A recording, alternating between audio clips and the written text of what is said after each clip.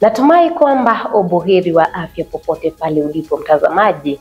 Hujambo na karibu katika jarida la Uvoro ambapo tumekuandalia mengi kama jinsi tunavyoyapokea. Jina langu ni Nyakio Ndwega. Hebu kwanza tuangazie vidokezo.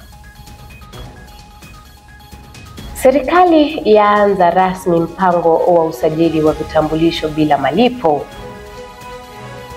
Waziri Mudavadi akutana na waziri wa Uholanzi. Raia wa Burundi apatikana na nusu ekari ya shamba la bangi nchini Kenya.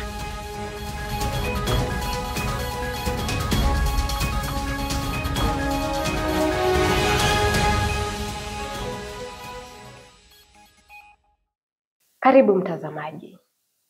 Na serikali sasa imeanza rasmi mpango wa usajili wa vitambulisho bila malipo katika kaunti ya Nakuru, hatua inayolenga kuhakikisha kuwa vijana na wananchi wote wanaostahili wanapata stakabadhi hiyo muhimu bila vikwazo vya kifedha, ili kurahisisha upatikanaji wa huduma za kiraia na kuwapa Wakenya nafasi ya kushiriki kikamilifu katika masuala ya kijamii na kiuchumi. Mwanahabari wetu Nyambura Kamau ana habari hii kwa kina.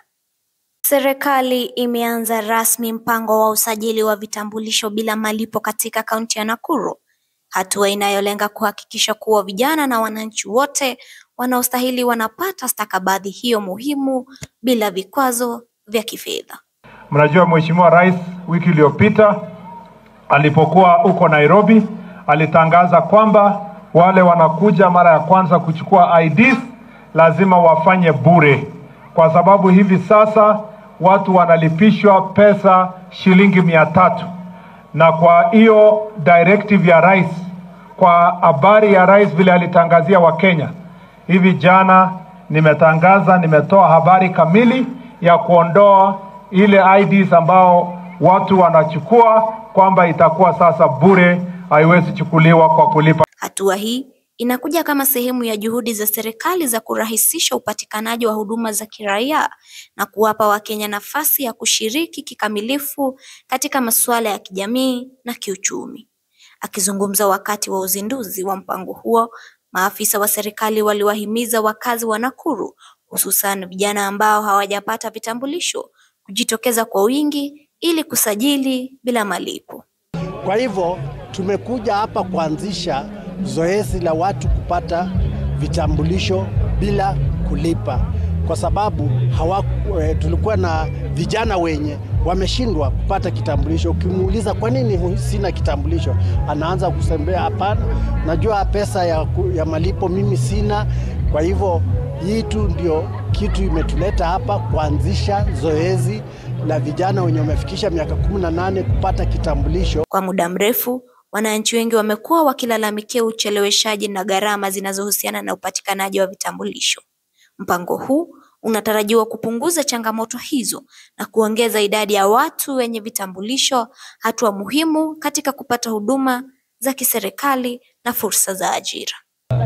Majina yangu naitwa Blessed Joseph na nimeifikisha miaka 18 na nashukuru Bwana Rais ametusaidia tuweze kupata hii National Identity Card kwa urahisi. Kulikuwa na ugumu mingi sana, ulikuwa unalipa pesa fulani ili upate, na ilikuwa na ugumu fulani, lakini kwa sasa tunaweza pata kwa urahisi. Tunamshukuru.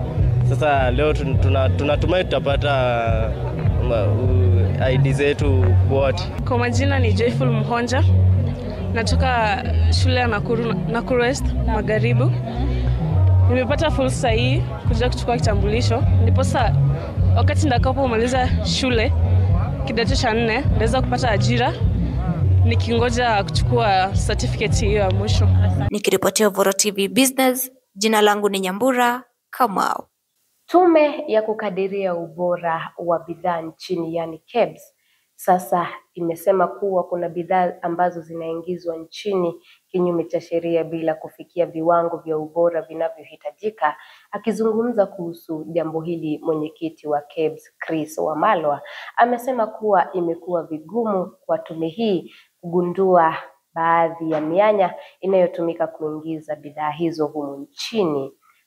Tupate mengi kwenye taarifa ifuatayo.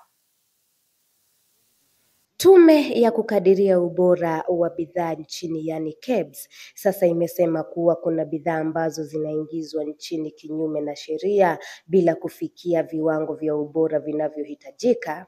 Akizungumza kuhusu jambo hili, mwenyekiti wa KEBS Chris Wamalwa amesema kuwa imekuwa vigumu kwa tume hii kugundua baadhi ya mianya inayotumiwa kuingiza bidhaa hizo humu nchini. Hata hivyo, Wamalwa amesema kuwa serikali imeimarisha vituo vya bidhaa zinazotoka nje ya nchi ili kuhakikisha zi salama kwa matumizi ya Wakenya, huku akieleza kuwa maafisa wa KEBS wameshika doria katika vituo hivyo ili kuzuia bidhaa ghushi. Wamalwa alizungumza haya kwenye ufunguzi wa kongamano la awamu ya 4 la usimamizi wa ubora wa bidhaa linalofanyika Diani, kaunti ya Kwale. Quality standard ifike ile kiwango inakubaliwa. But shida changamoto tumekuwa nayo kidogo kwa sababu unaona bidhaa zingine zinakuja kupitia mashimo yenye sio halali, haijulikani.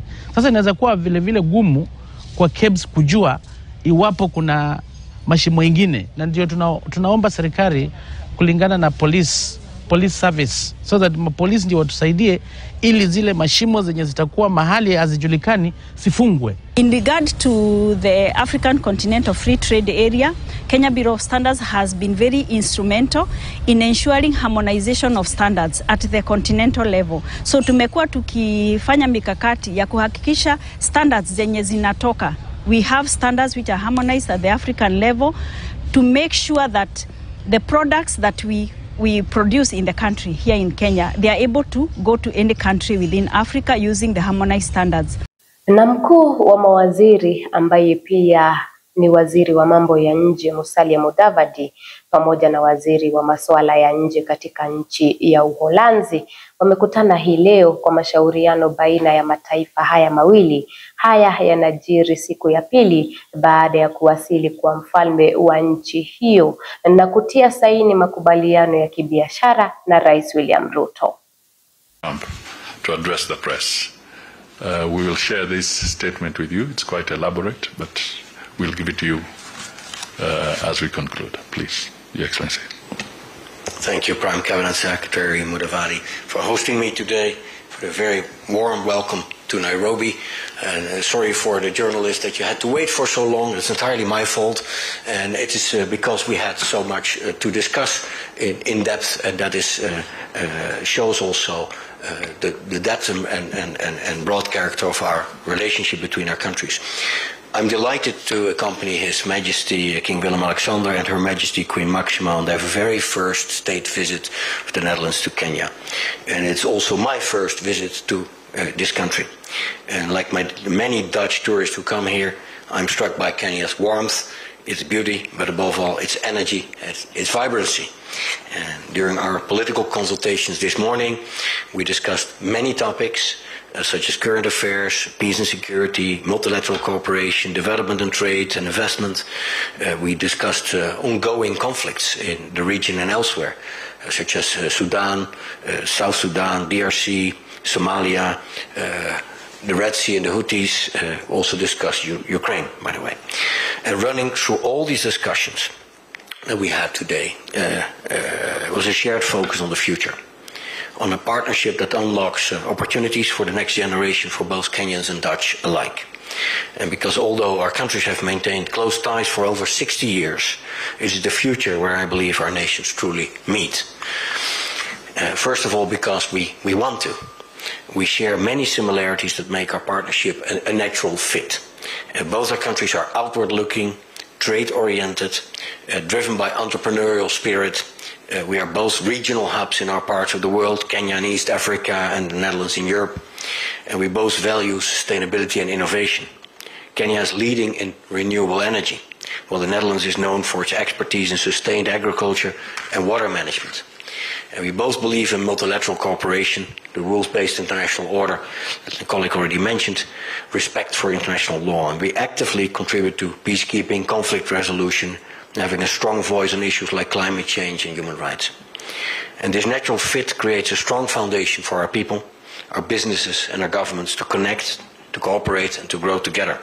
So yes, I'm confident that on this solid base, our ties will grow stronger over the next years. Aliyekuwa gavana wa Meru Kawira Mwangaza amevunja kimya chake na kusema kuwa atasafisha jina lake na kukutana na wapinzani wake katika uchaguzi mkuu wa mwaka wa 2027. Kulingana na Kawira, mahasimu wake wa kisiasa wana taasubi ya kiume na walihakikisha wamehujumu haki yake ya kikatiba. Mwanahabari wetu Munene Njiro na habari zaidi. Aliyekuwa gavana wa Meru Kawira Mwangaza amevunja kimya chake na kusema kuwa atasafisha jina lake na kukutana na wapinzani wake kwenye debe katika uchaguzi mkuu wa mwaka 2027. My removal was not a reflection of the will of the people, but rather a calculated move by political competitors and the national government who sought to punish me for refusing to be politically manipulated. During my tenure as governor, I remained steadfast in my commitment to serving the people of Meru with integrity, transparency, and accountability. I refused to bow to the pressure of political puppeteers who sought to use my office for their own selfish gains. My administration prioritized the needs of the people, delivering transformative projects in healthcare, education, infrastructure, and agriculture. Kulingana na Kawira, mahasimu wake wa kisiasa wana taasubi ya kiume na walihakikisha ameondolewa mamlakani na kuhujumu haki yake ya kikatiba. Nikiripotia Voro TV, langu jina Munene Njiro. Nikukumbushe kwamba tupo katika mitambo ya Pang 162. Kutana nasi pia kwenye mitandao ya kijamii. Tutarudi na taarifa zaidi baada ya muda usiokuwa mrefu, lakini kwa sasa twende mapumzikoni. Usiende mbali.